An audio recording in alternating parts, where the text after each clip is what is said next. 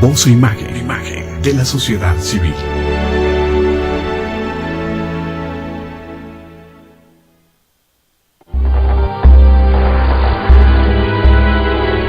Canal Patrio, voz e imagen de la sociedad civil.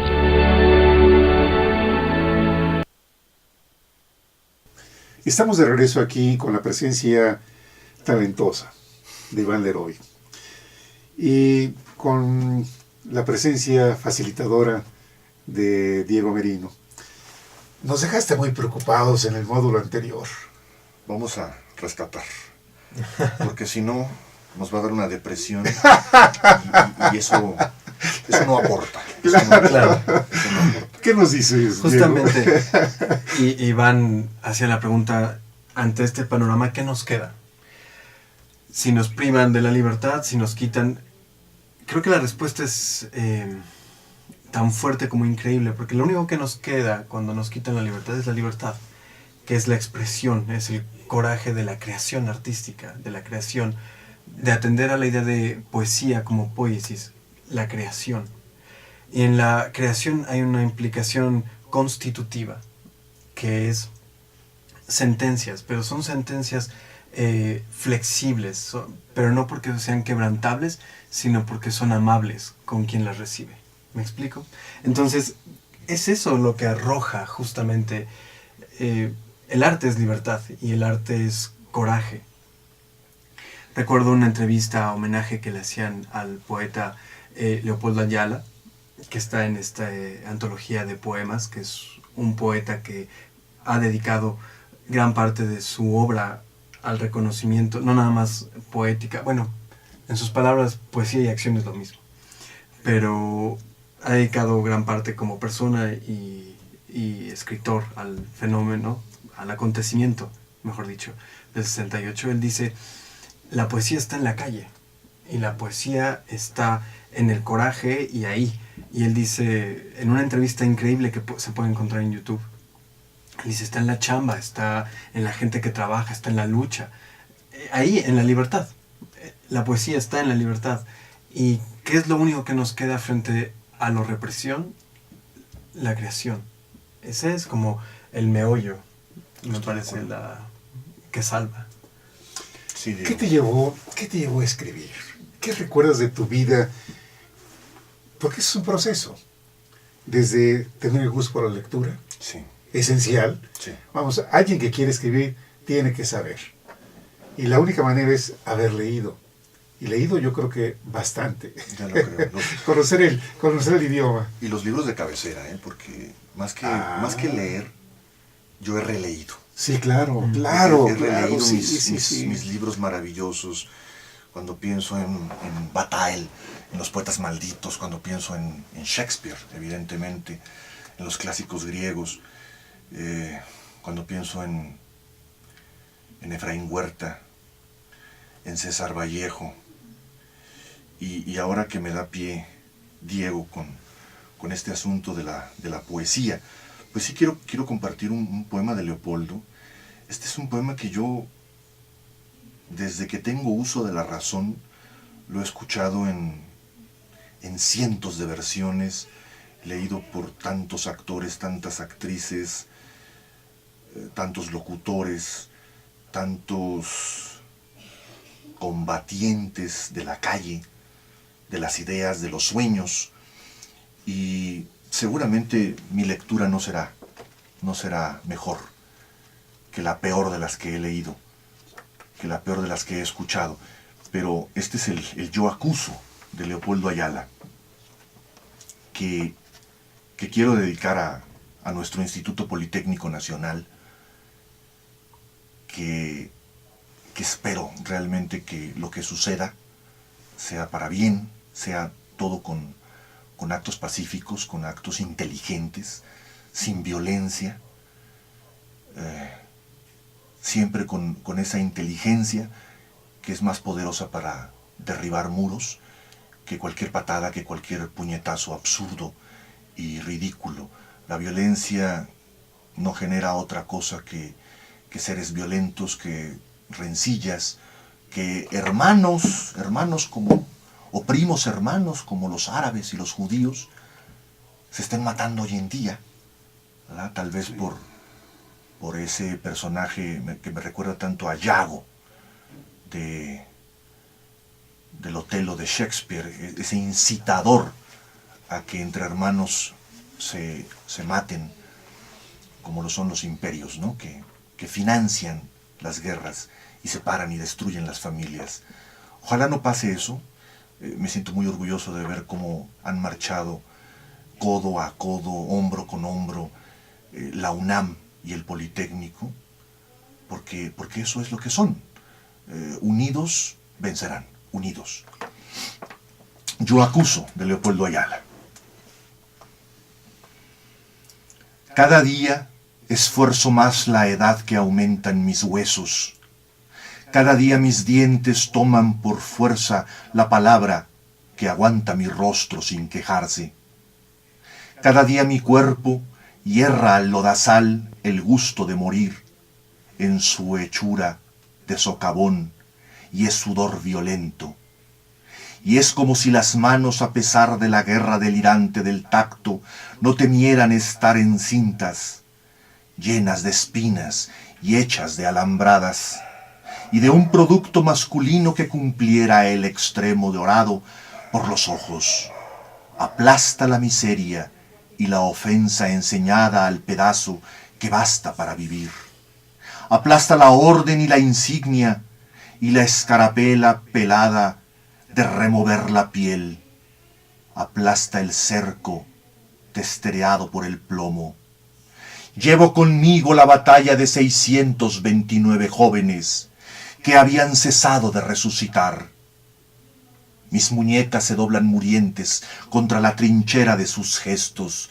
Llevo conmigo los cuerpos infantiles rotos contra las baldosas y que ha regresado el viento. La sangre de sus cuerpos rotos contra las baldosas que el que sabe del sabor del crimen no ha podido hundir en la porosidad del asfalto. Tlatelolco pisotea la frente y degüella la cabeza que estremecen los gritos. Y yo acuso a los oídos de gruta resonante, convertidos en puentes, hechos de un puño, sordos a la vida que lanzan los agonizantes. Yo acuso a las miras exactas, idiotas de nacimiento, creyendo tomar el partido de perdonar a la naturaleza, vomitando vivamente su profecía de antropofagia. Yo acuso a los muros que equivocaron el futuro y fueron la agonía, haciendo nupcias entre la luz pétrea del obús y las espadas rodeadas de carne adolescente. Yo acuso al cemento donde se cumplieron las puertas de la muerte boca abajo, y a las azoteas, panteones de bramidos y enterrados vivos de ciervos. Yo acuso a la fosa común y a los incineradores y a la piedad sobre los ojos. Yo acuso al hoyo como un lobo sobre la esperanza, y siempre solo en busca de su imagen completa. ¡Ay! Oigo, y alguna vez vendrá el campo y el olor del jaguar por su misma sangre. El mismo Dios con su cara de ídolo y su paño de lujuria y todas sus verdades. Por el 2 de octubre, que quiso ser 2 de noviembre mexicano. Yo acuso al 2 de octubre.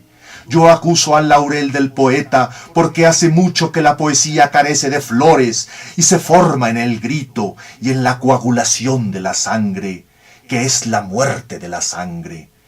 Yo acuso a las páginas de los diarios. Vaya un carcelero para despedir el recuerdo largo, terrible, y arreglar la época de nuevo. Yo acuso a las iglesias, porque te bendigo, hermano, y te maldigo en expresión del oro. Y no te quedan cabellos porque sucede que la divinidad se encierra, y Pedro niega, y vete, y no te gloria en Agnus Dei de Pascua. Yo acuso a los planos sobre los escritorios y al ruido de la silla ejecutiva, atornillada a la emboscada y a la desesperanza.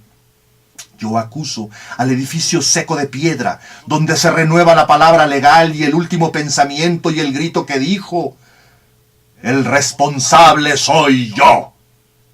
Y a la garganta, y a la lengua, y a la pareja que lo engendra y lo hizo posible.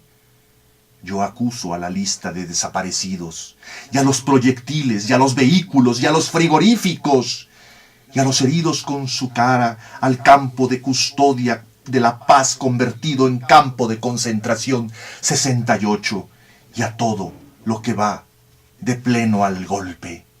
Yo acuso a las cárceles y a las celdas duras como latidos de mortero, para dar cabida a los perseguidos y no agrandarlos y no esconderlos. Yo acuso a mi país, donde se lanzan a sus cuerpos como cuchillos afilados y a acometer como mariposas heridas por las calles. Yo acuso a todo lo que vendrá, si a mi suelo y el odio cincela perforaciones y las enciende, porque rueda castillos de cohetes de la infamia. Yo acuso a mi siglo, donde se baila. Acuso a mi siglo, donde se bebe. Yo acuso a mi siglo, donde se hace el amor voraz en 10 minutos. Yo acuso a mi siglo, donde se apila a los vivos, y se abren las esclusas que queman los párpados, y se grita a los muertos, y se mata, y se derriba al hombre. Es terrible la herencia del 68. Mira, yo en aquel entonces era estudiante en San Luis Potosí. Ya decíamos, San Luis Potosí es, de por sí la ciudad de San Luis Potosí, es una ciudad con una gran tradición religiosa, católica. Sí. Impactó el 68, no como en otros lugares.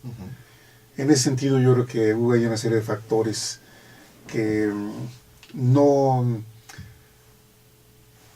permitieron que en aquel entonces éramos 5,000 alumnos universitarios, Claro. entre la preparatoria y el nivel profesional. Éramos una universidad pequeña. Sin embargo, hubo otras universidades donde sí el impacto fue muy fuerte al interior de la República. Hago esta mención porque Leopoldo Ayala te describe, aún sin haber estado ahí, todo lo que pasó de una manera poética. Sí. Pero pensar en todo lo que sucedió, esta masacre, este golpear los cuerpos contra el pavimento, niños, Claro. inclusive. Sí, mujeres, amas de casa, ancianos. O sea, la cifra oficial fue de 53 muertos. Imagínate. Se habla de miles. Sí, sí, sí. Lo mismo que el terremoto, o sea, camuflajear. Tenemos una maravilla en el tiempo que estamos viviendo hoy en día. Las redes sociales, las cámaras en los aparatos de comunicación, nuestros celulares, los jóvenes, los adolescentes, los estudiantes hoy en día, ya no les puedes decir mentiras como hace 40 años. Ven una injusticia y la graban. Y a los 5 minutos esto está en YouTube. Sí. Ven una injusticia, la graban, a los 5 minutos está en las redes sociales. Los jóvenes, ¿cómo te puedes explicar que sin panfletos, sin fotostáticas, sin carteles, sin pancartas, sin avisos, como sucedía en 68 o en 86, como cuando me tocó a mí en la UNAM, ¿cómo te puedes explicar que en una semana se comuniquen 50,000 jóvenes y salgan y tomen las calles? ¿Cómo te explicas eso? Eso es la verdadera técnica al servicio de la patria. Esa es la inteligencia que los jóvenes tienen hoy en día. Son mucho mejores que nosotros. Estoy seguro de eso. Estoy plenamente convencido de que las generaciones actuales nos han superado en mucho y de mejor modo. Y tengo mucha confianza en ellos. ¿O tú qué piensas, Diego? Primero agradecerte la lectura. Muchas gracias. Yo creo que tengo la oportunidad de ser profesor y me he encontrado con alumnos que son verdaderamente de fuego. Sí, brillantes. Exactamente, verdaderamente brillantes. Y sin embargo también hay chavales en su contraparte, pero no veo una apatía natural en ellos, en los que hay apatía. Los que son de fuego y queman, incendian y se van.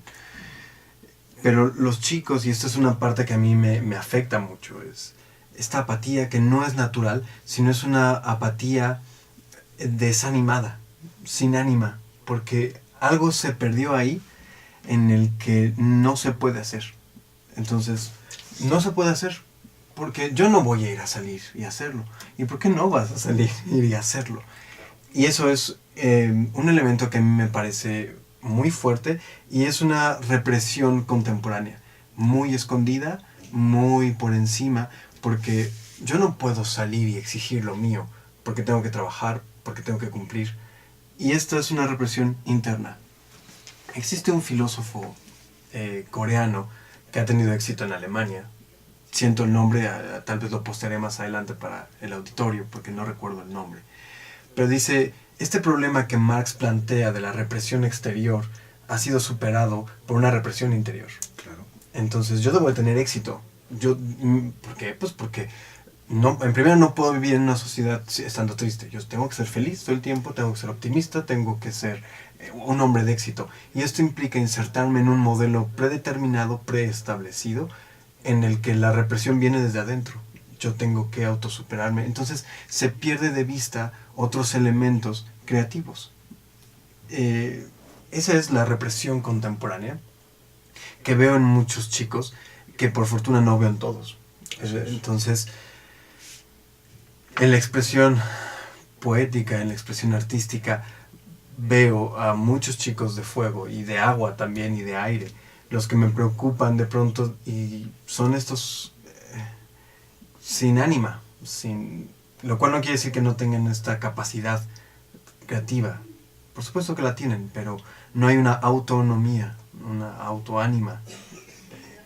Y eso creo que es uno de los males de nuestro tiempo. Es otro tipo de represión. ¿Cierto? Son los nuevos jinetes del apocalipsis. Uno de ellos podrían ser estos medios de supuesta comunicación, no son de comunicación, son medios de información. Uno de ellos la televisión, que yo le llamo la aspiradora del ánima, ¿no? O sea, son aparatos a los que tú te enfrentas y que continuamente están succionando todo tu potencial, toda tu capacidad.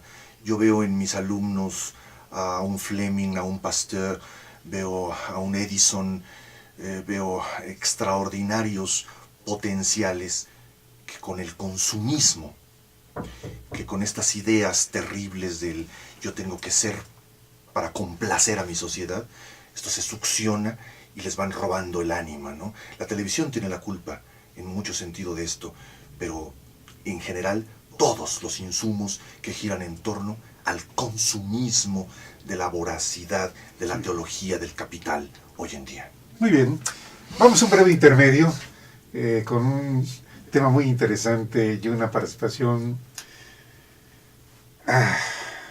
motivante, Sí. pero también preocupante de todo lo que nos planteas.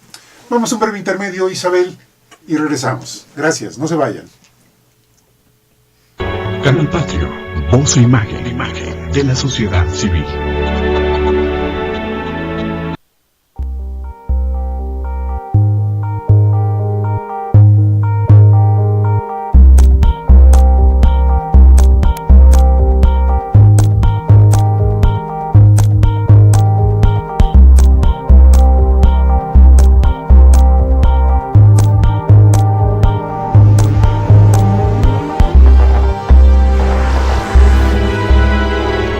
Canal Patrio, voz e imagen de la sociedad civil.